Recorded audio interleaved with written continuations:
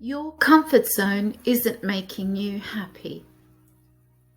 Life begins at the end of your comfort zone. Neil Donald Walsh. Staying in your comfort zone is just as important as leaving it from time to time. Contrary to popular belief, your comfort zone isn't fixed to a single location. It's not bounded by physical walls. The truth is that our comfort zone exists in our mind. With that said, it should be easy to get out of it, right? Unfortunately, the answer is no. It's far more complicated than that.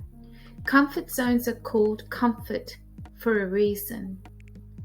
It's because everything that falls inside this zone makes us comfortable. We know everything like the back of our hands. It doesn't give us any headaches. It doesn't cause us any stress. It's where we usually head to the moment life becomes too much for us to bear. It's your usual environment where you control everything and you know nothing's going to come out at you and scare you to death. Comfort zones are all good, but it becomes a negative thing when it holds you back from living life the way it's meant to be lived. Think of a turtle hiding in its shell. You're the turtle, and the shell is your comfort zone. You want to try out something new, but you're too afraid. Your friends are asking you to check out something new and fun, but you refuse. You spend your entire life in your shell. That's all you know. You're simply living inside your shell. It's true that you can be happy inside your comfort zone, but like most things in life, you need to work on maintaining that level of happiness. And in order to do that, you'd need to step out of your comfort zone. Let's take, for example, a married couple. When you're newlywed, everything seems so exciting, so perfect. But a few months or a few years down the road, you realize that both of you have become far too comfortable with the life you've made, and you're no longer happy. You're no longer growing in your relationship. You do the same things over and over, day in, day out. There's no variety in your daily routine or your marriage. Unhappiness starts to build up. To combat this, you'd need to do something out of the ordinary. Both you and your spouse are taking each other for granted, and you will need to work hard on making the marriage happy once again. Perhaps you can both take up dancing lessons, or you schedule something adventurous on your days off. Rediscover each other by leaving your comfort zones behind. Here are other ways you can break out of your comfort zone. Remind yourself of your dreams. Don't let your comfort zone drag you down. You know what you want deep down inside, but you're too afraid of all the risks and the unknowns along the way. A realistic method of going after your dreams and minimizing the risks is by planning.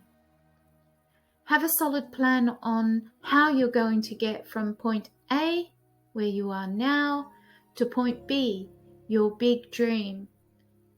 If you can break it down into milestones and mini goals, it will be even better. This way, you're not going to feel like David going after Goliath. Every time you achieve a milestone, it brings you one step closer to your goals. Just take it easy. Have a daily, weekly, or monthly goal, and you won't even realize how far you've left your comfort zone behind. Be brave and face your fear. Just because you're leaving your comfort zone behind doesn't mean you're going to be entering the lion's den.